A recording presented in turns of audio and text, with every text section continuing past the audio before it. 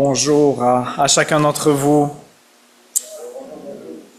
La semaine dernière, pour ceux qui étaient là, on a entendu vraiment ce récit d'une grâce renversante.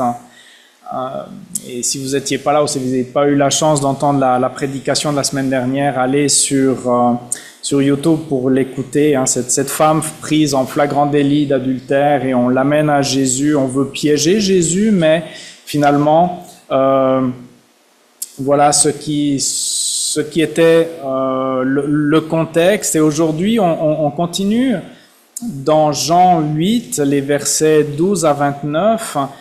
Et finalement, il y a ce contraste, qui est mis ici dans l'évangile de Jean entre Jésus qui offre une grâce qui est renversante et finalement, on voit que dans son public, parmi les personnes qui sont là, et notamment parmi les personnes qui sont les plus religieuses, une résistance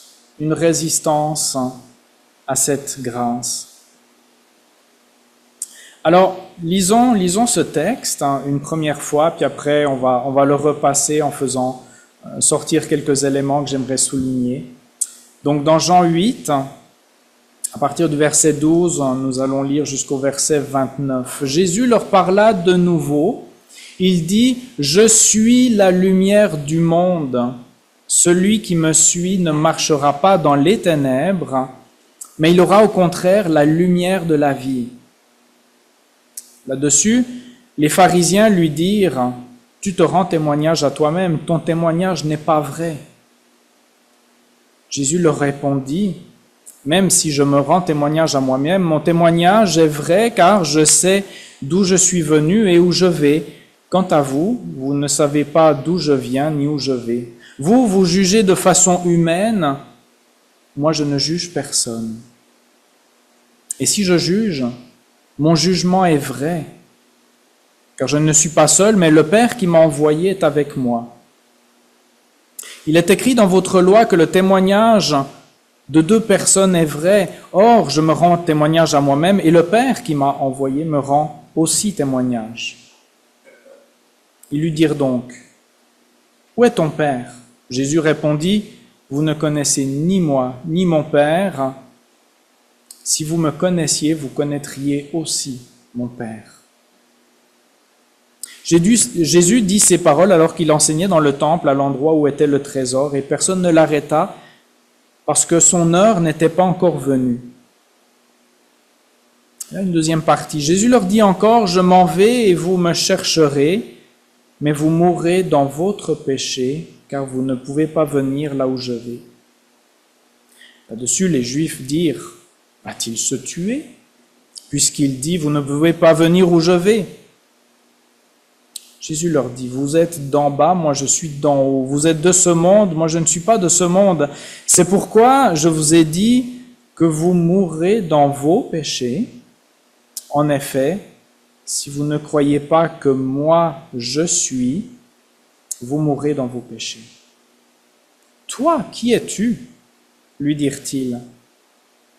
Jésus leur répondit, « C'est ce que je vous dis depuis le début. J'ai beaucoup de choses à dire et à juger à votre sujet, mais celui qui m'a envoyé est vrai, et ce que j'ai entendu de lui, je le dis au monde. » Ils ne comprirent pas qu'il leur parlait du Père. Jésus leur dit donc, « Quand vous aurez élevé le Fils de l'homme, alors vous reconnaîtrez que moi, je suis, et que je ne fais rien de moi-même, mais que je dis ce que le Père m'a enseigné. Celui qui m'a envoyé est avec moi, il ne m'a pas laissé seul, parce que je fais toujours ce qui lui est agréable. » Un long texte, mais qu'on va essayer de faire ressortir des éléments vraiment importants aussi dans notre vie pour bien comprendre qu'est-ce que Jésus veut faire. Et Jésus travaille beaucoup par contraste. Lumière, ténèbres, la vie, la mort. Et ces contrastes sont là vraiment pour nous frapper. Alors prions pour que l'Esprit de Dieu vienne illuminer sa parole dans nos cœurs. Oui, Saint-Esprit, on te dit merci parce que c'est toi qui as soufflé ces mots dans la parole de Dieu que nous avons dans la Bible, hein, toi qui les as insufflés. Seigneur, on compte sur toi pour venir éclairer notre intelligence, Seigneur. On a besoin que tu viennes ouvrir nos cœurs. On a besoin de toi pour que nous ne soyons pas comme ce public réfractaire qui résiste à la grâce. Seigneur, nous voulons avoir un cœur qui se laisse toucher par toi, qui se laisse guider par toi. Alors merci pour ta présence ce matin parmi nous. Merci parce que tu veux bénir. Merci parce que tu veux illuminer. Alors, Seigneur, fais ton œuvre parmi nous ce matin. Amen. Donc le contexte de tout ce texte, c'est pendant la fête des cabanes à Jérusalem. Et quelque chose que j'ai trouvé intéressant en lisant des commentaires à ce propos, c'est que cette fête qui était organisée donc autour du temple, eh bien pour l'occasion, il sortait 2 grands candélabres. Alors c'est quoi un candélabre? Imaginez 2 grands luminaires, 2 grands chandeliers ou quelque chose qui faisait de la lumière. Et puisque cette fête était pour rappeler la période qu'Israël avait passée dans le désert, c'était comme camping obligatoire qu'ils étaient obligés de faire, bien finalement il y avait cet aspect de lumière qui brillait et qui était là pour que le peuple se souvienne. C'est vrai que Dieu avait manifesté sa présence parmi nous d'une manière très particulière. Est-ce qu'il y en a qui se souviennent? C'était quoi la manière qui faisait que le peuple savait que Dieu était là? Il y avait une nuée, hein, pendant la nuit, c'était une colonne de feu, et pendant la journée, c'était une colonne de fumée ou quelque chose qui faisait que, pour le peuple, hein, c'était un rappel constant de cette présence, la présence de Dieu parmi son peuple, et en même temps, une présence, mais qui servait aussi de guide. Quand le peuple devait se déplacer, eh bien, il leur suffisait de suivre la conduite de cette colonne de fumée ou cette colonne de feu. La conduite de ce Dieu qui les avait délivrés de l'esclavage. Et voilà que, avec les années qui passent, se souvenir de cet épisode en faisant du camping, eh bien, il y avait cette lumière. Et Jésus vient, et au milieu de ces 2 candélabres qui sont là pour faire une référence au Dieu qui délivre et qui avait guidé, qui était présent, qu'est-ce qu'il leur dit? « Je suis la lumière du monde. Celui qui me suit, qui se laisse conduire par moi, ne marchera pas dans les ténèbres, mais au contraire aura la lumière de la vie. » Et ce thème de la lumière est très présent dans les paroles de Jésus, mais est très présent aussi quand Jean, qui écrit son évangile, écrit son introduction à son évangile, qu'on appelle aussi le prologue de Jean dans le chapitre 1, eh bien, on voit que cette notion d'une présence, et une présence qui va conduire dans la vie, est repris aussi dans des termes qui parlent de la lumière. Je vous lis les premiers versets de l'évangile de Jean, simplement pour nous rappeler, et vous allez entendre vraiment que la thématique de la lumière est très présente. Au commencement, la parole existait déjà, la parole était avec Dieu, la parole était Dieu. Elle était au commencement avec Dieu, tout a été fait par elle, et rien de ce qui a été fait n'a été fait sans elle. En elle, il y avait la vie, et cette vie était la lumière des êtres humains. La lumière brille dans les ténèbres, et on s'en réjouit, et les ténèbres ne l'ont pas accueilli. Ça, c'est moins le fun. Et c'est pour ça qu'il y a des personnes qui résistent à la grâce.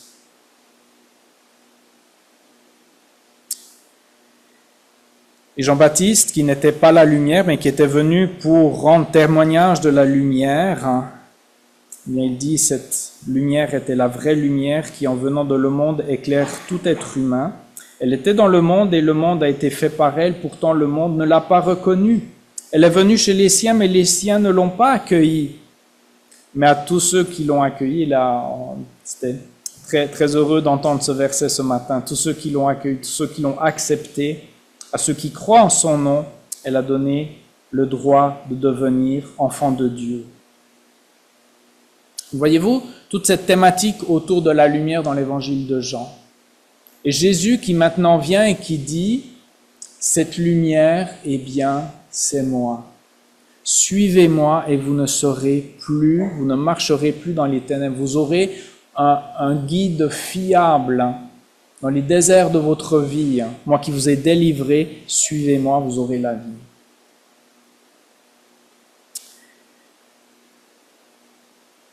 Qu'est-ce que la lumière rend possible? Ou on pourrait tourner la question à l'envers. Qu'est-ce que l'absence de lumière provoque? La noirceur. On ne sait plus où aller. Insécurité. On devient aveugle, etc., etc. Je vais vous faire une illustration avec cette image qui représente un vieux wagon de train abandonné. Mettons que le projet que nous aurions collectivement serait de se dire, bon, on va prendre ce vieux wagon et puis on va faire un travail de restauration, on va le remettre sur les rails, mais en même temps, on voit qu'il y a pas mal de boulot à faire, des jobs de peinture, il y a du ménage à faire, il y a des choses qu'il va falloir réparer, des choses qu'il va falloir enlever du chemin si on veut circuler convenablement, etc. Vous voyez un peu l'étendue du travail qu'il y a à faire. Maintenant, essayez d'imaginer que là, on réalise un petit peu l'ampleur des dégâts, mais maintenant, imaginons qu'on baisse un peu la lumière. Qu'on baisse encore un peu la lumière et qu'on baisse encore un peu la lumière. OK. Bon. Est-ce qu'il y a encore des volontaires pour s'occuper de ce wagon? Voyez-vous, nos vies peuvent parfois ressembler à un vieux wagon qui a besoin d'être remis sur des rails. Sauf que s'il n'y a pas de lumière, ça va vraiment être compliqué. Ça va vraiment être compliqué. Parce que s'il n'y a plus de lumière, si l'image du début, si la première photo que je vous avais montrée, c'était ça,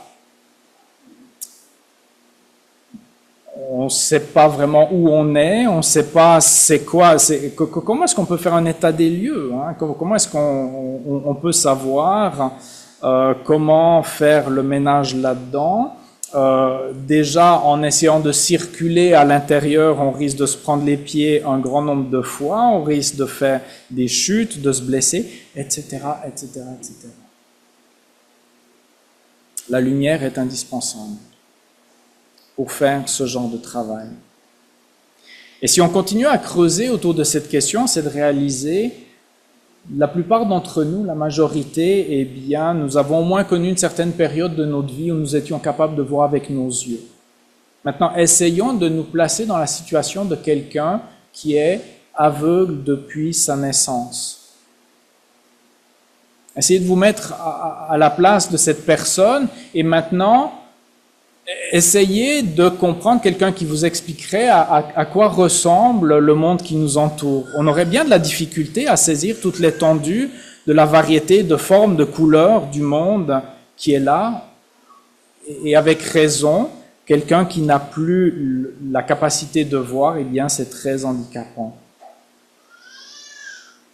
Mais maintenant, un drame plus grand encore serait que cet aveugle-né ne serait entouré que d'autres aveugles-nés, parce que finalement, il ne réaliserait jamais que son monde manque de lumière. Pour lui, ce monde fait de noirceur serait normal. Et ça serait un drame encore bien plus grand. Et qu'est-ce qui pourrait bien arriver? Eh bien, si un aveugle cherche à guider un autre aveugle, quel triste résultat peut arriver?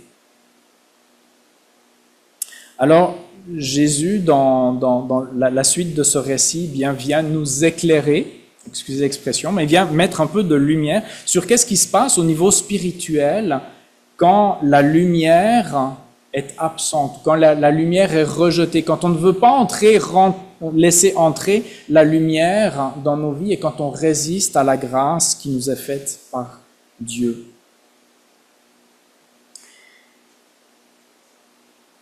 Et pour bien illustrer ce contraste, je fais encore un petit détour par l'Ancien Testament pour entendre le témoignage que nous avons de croyants qui ont rencontré Dieu, qui ont vécu, qui ont expérimenté la présence de Dieu dans leur vie. Et je vous lis quelques versets, et puis vous allez voir qu'est-ce que des croyants qui ont expérimenté la présence de Dieu en ont conclu. Dans le psaume 7, « Dieu est un juste juge ». Psaume 9, « Car tu soutiens mon droit et ma cause, tu sièges sur ton trône en juste juge ». Psaume 9, encore, « Il juge le monde avec justice, il juge les peuples avec droiture ». Psaume 50, « Le ciel proclamera sa justice, car c'est Dieu qui est juge ». Le psaume 82, « Lève-toi, ô Dieu, juge la terre, car les nations t'appartiennent ». Dans Jérémie 11, « Mais l'Éternel, le Maître de l'univers, est un juste juge qui examine les reins et les cœurs. » Les gens qui ont connu Dieu, qui ont expérimenté la présence de Dieu, on arrive à la conclusion que Dieu est un juste juge. Et quand on résiste à la grâce, qu'est-ce qui arrive? Eh bien, on prend le juste juge, on prend Dieu, on prend le Fils de Dieu, et on le met au banc des accusés. Si vous regardez, si vous relevez dans tout ce passage, le nombre de fois où c'est du vocabulaire juridique qui est utilisé, les mots témoignage qui reviennent encore et encore et encore, vous jugez, je juge, mon jugement, on voit vraiment que tout ça a rapport avec le fait que Jésus n'est pas accepté dans qui il est et on ne veut pas entendre son témoignage. Au verset 13, là-dessus, les pharisiens lui dirent « Tu te rends témoignage à toi-même, ton témoignage n'est pas vrai. » Qu'est-ce qu'ils sont en train de dire? Jésus est un menteur. Le juste juge est un menteur. Celui qui dira « Je suis la vérité », on est en train de le traiter de menteur, de quelqu'un d'indigne de confiance. Voyez jusqu'où ça peut aller quand on ne veut pas recevoir le témoignage de Jésus. Eh bien, on fait preuve non pas comme dans un tribunal où on devrait être ouvert à entendre deux versions des faits. Non, l'idée est déjà faite. Il y a clairement une partialité de la part des pharisiens. Et ça commence par le témoignage de Jésus qui ne veut pas être reçu, mais qui ne peut plus être reçu. À un moment donné, il y a un endurcissement qui est tel que finalement, non seulement on ne veut pas de Jésus, mais après on n'est plus capable de le recevoir. Il y a une incapacité. Et voilà qu'on se met à traiter Jésus de menteur.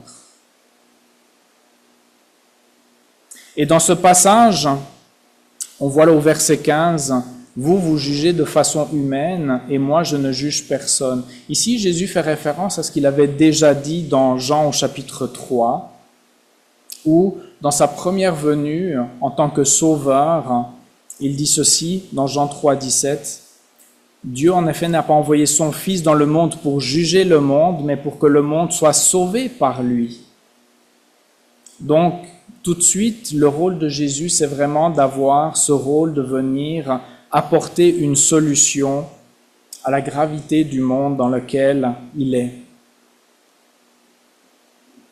Gravité parce qu'il avait déjà dit cela dans Jean au chapitre 3, le verset 18, « Celui qui croit en lui n'est pas jugé, mais celui qui ne croit pas est déjà jugé, déjà condamné parce qu'il n'a pas cru au nom du Fils unique. » Or voici ce qu'est le jugement. La lumière est venue dans le monde et les hommes ont préféré les ténèbres à la lumière parce que leur manière d'agir était mauvaise. Au verset 19, il est dit, lui dire, où est ton Père? Et Jésus répondit, vous ne connaissez ni moi ni mon Père. Si vous me connaissiez, vous connaîtriez aussi mon Père. C'est intéressant de voir que finalement, les pharisiens qui sont là continuent à poser des questions, mais ce n'est pas des questions pour eux, pour éclaircir, pour comprendre, pour se diriger vers Jésus, mais ça devient que des prétextes, ça devient que des excuses. Ils ne sont plus à la recherche de la vérité. Est-ce que ça vous est déjà arrivé de discuter, de vouloir partager votre foi autour de vous et que finalement la personne qui vous écoute, c'est pas tellement la vérité qui l'intéresse. Ce qui intéresse la personne avec qui vous êtes en train de discuter, c'est écoute, pourvu que tu me laisses continuer à croire ce que je crois et à faire ce que je fais, viens pas me déranger avec tes histoires de Bible, de Jésus, d'évangile. Ça vous est déjà arrivé? Jésus l'a vécu. Lui qui était la vérité, lui qui était le Fils de Dieu, lui qui était la lumière même venue dans le monde, il l'a expérimenté lui aussi. Un encouragement pour nous, c'est de voir avec quelle patience et quelle persévérance Jésus continue de donner des réponses, même quand ces réponses ne sont pas reçues et accueillies. Et quel est l'impact de cet aveuglement spirituel? Relisons maintenant les versets 21 à 29. Jésus leur dit encore, je m'en vais, vous me chercherez, mais vous mourrez dans vos péchés.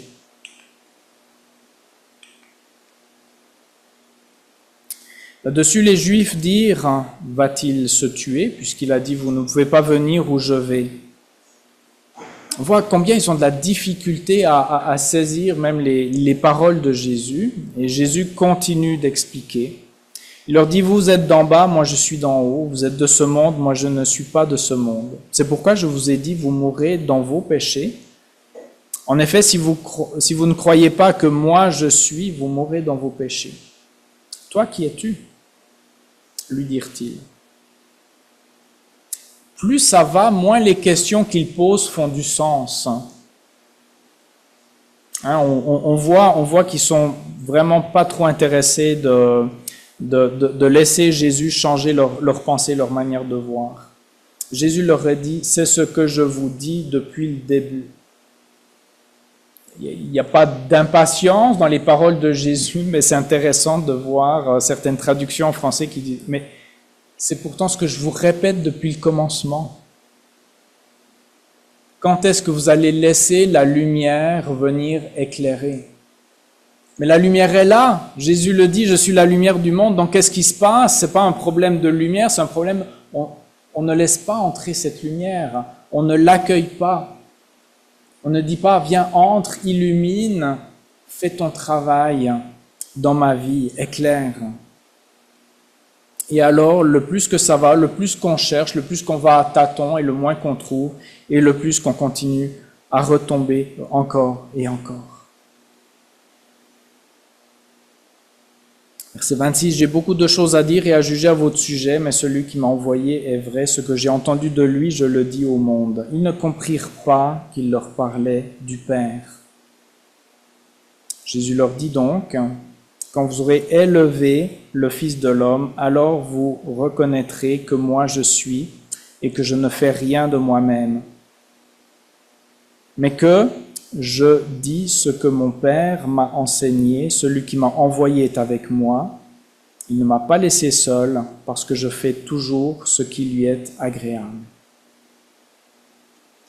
Dans cette deuxième partie qui nous montre quel est l'impact de l'aveuglement spirituel, il y a quelque chose que j'aimerais faire ressortir, c'est l'expression d'un double problème. Nous avons tous un double problème.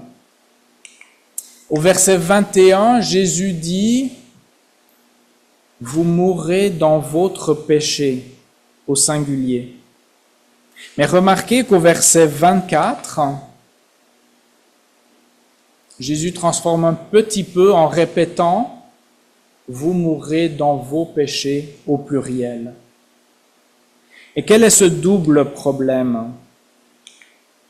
Eh bien, quand il est question de votre péché au singulier, eh bien, il y a quelque chose qui est en rapport avec notre état, ce que nous sommes la manière comment nous venons à la naissance dans ce monde, nous sommes brisés et nous ne sommes plus connectés avec la source de celui qui nous a donné la vie. Nous avons la vie, mais il y a quelque chose en nous qui n'est déjà plus vivant. Il y a quelque chose en nous au niveau spirituel qui est déjà mort quand on vient à la naissance en tant qu'être humain. Nous ne sommes pas naturellement, nous ne venons pas au monde en étant des créatures connectées avec notre Père Céleste, notre Créateur. Nous sommes séparés de lui. Ça, c'est notre premier problème. Et de ce problème-là découle un autre problème, c'est que privé de cette lumière, de cette vie, les actes que nous allons faire, nos actions, ce que nous faisons, le mal que nous faisons, ou alors ce que nous ne faisons pas, le bien que nous pourrions faire et que nous ne faisons pas, vient rajouter au problème. Et ça, ce sont nos péchés personnels, individuels, mes péchés. Jésus prend bien la peine de souligner que ces deux choses, les deux ont la capacité de nous garder loin de Dieu, loin d'un Dieu qui est parfaitement saint, qui est parfaitement juste, et dans la présence duquel, eh bien, il n'y a rien de souillé qui peut venir.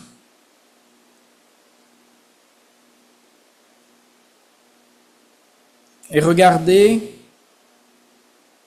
comment les pharisiens sont en train de se débattre avec tout ça. Ils multiplient les questions, mais des questions par rapport à son identité, ses origines, sa provenance, son appartenance familiale, sa destination, sa mission. Mais plus ils posent des questions, moins ils comprennent. Qu'est-ce qui est en train d'arriver? Eh bien, essayez d'imaginer un animal qui est tenu par une corde, et le plus qu'il débat, eh bien, le plus que le nœud se resserre, le plus qu'il est en train de s'étouffer, d'être privé de liberté. Plutôt que d'accueillir Jésus qui libère et qui vient briser ces liens qui les retiennent. Et Jésus, patiemment, continue de répondre, toujours dans la vérité, toujours en donnant des indices, et en donnant des indices qui sont inscrits dans leur référentiel religieux à eux. Référence à la fête des cabanes avec ces deux chandeliers qui faisaient de la lumière, et en disant « Je suis la lumière du monde. Celui qui marchera à ma suite ne marchera pas dans les ténèbres. Je saurai guider ceux qui viendront à ma suite. Ils auront la vie. » Et encore pour continuer à les aider, eh bien Jésus va utiliser un autre référentiel aussi en prenant un petit peu le héros des pharisiens. Savez-vous, dans l'Ancienne Alliance, qui est un petit peu le héros, la figure auquel tous les pharisiens sont profondément attachés, c'est Moïse. Parce que Moïse a reçu la loi, Moïse c'est la loi, et les pharisiens aiment énormément la loi. Et Jésus, verset 24 ou verset 28, commence à utiliser maintenant une expression pour les aider à faire le lien. Il va leur dire, verset 24, « Moi, je suis ». Verset 28, « Moi, je suis ». Et c'est de cette manière, « Moi, je suis », ça fait référence à la manière comment Dieu s'était révélé à Moïse dans le buisson ardent. Alors, il disait, mais essayez de connecter entre Jésus qui est là et ce que vous savez de comment Dieu s'est révélé par le passé. Jésus est Dieu. Jésus est Dieu. Donc Jésus fait des allusions vraiment claires et il s'identifie en utilisant des expressions que finalement, une expression que tous les pharisiens sont capables de reconnaître, d'entendre. Mais quand l'aveuglement est là, c'est quand même très difficile. Verset 27, ils ne comprirent pas qu'il leur parlait du Père. Alors, cet aveuglement, cette incapacité de comprendre, on en arrive tous à la même conclusion. Qu'est-ce que ça prend? Ça prend un miracle. Ça prend un miracle. Et ce miracle, Jésus l'explique au verset 28 et 30. Ce miracle, c'est que des êtres humains où on est tous pris avec ce double problème, cette incapacité même de saisir la grâce, cette incapacité de saisir la lumière, eh bien Jésus, c'est ce sauveur parfait qui est venu. Au verset 26, il dit, « Quand vous aurez élevé le Fils de l'homme », Jésus fait une référence directement au Fils de l'homme, la lumière venue dans le monde, qui sera crucifié sous une croix.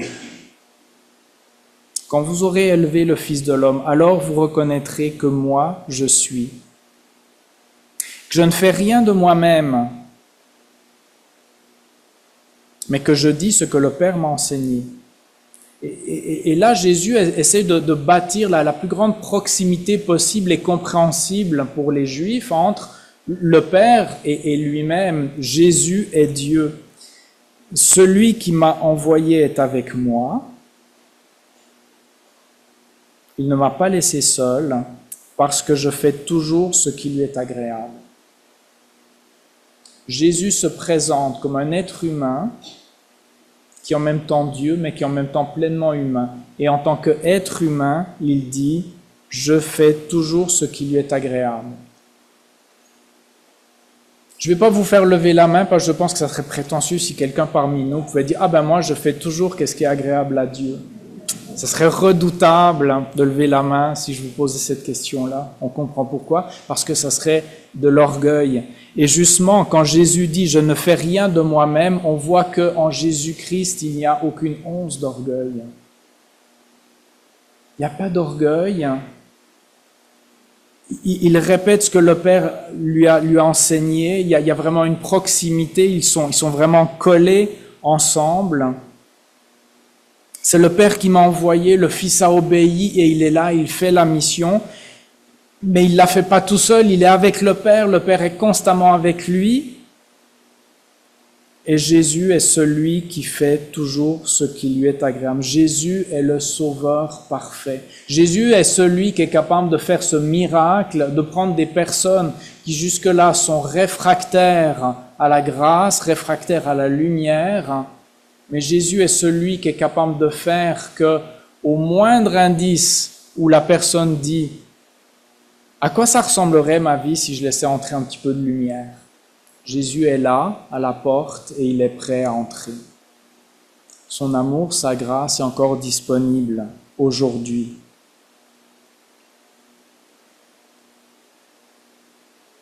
Jésus qui est cette lumière du monde, ce don de Dieu pour que n'importe qui parmi nous ce matin qui serait prêt à mettre sa confiance en lui, qui serait prêt à dire, ben écoute, je reconnais que ma vie parfois ressemble un peu à ce vieux wagon tout rouillé qui a besoin d'être remis sur des rails, qui a besoin de restauration, qui a besoin d'une nouvelle direction, ou tout simplement qui a besoin de mettre un peu d'huile parce que ça grince pas mal mes affaires. Jésus est là. Jésus est là pour que quiconque va mettre sa confiance en lui ne restera pas dans les ténèbres. Et imaginez, on va l'entendre dans quelques dimanches, le récit de cet homme, un aveugle-né, qui reçoit le don de la vue quand Jésus le guérit. Quelle transformation! Quelle transformation! Alors cette lumière, elle est encore là pour toi ce matin, si tu ne l'as pas encore saisie, si tu n'as pas encore ouvert la porte de ta vie à cette lumière, elle est là. Elle te tend la main. Est-ce que tu vas la saisir? Prions.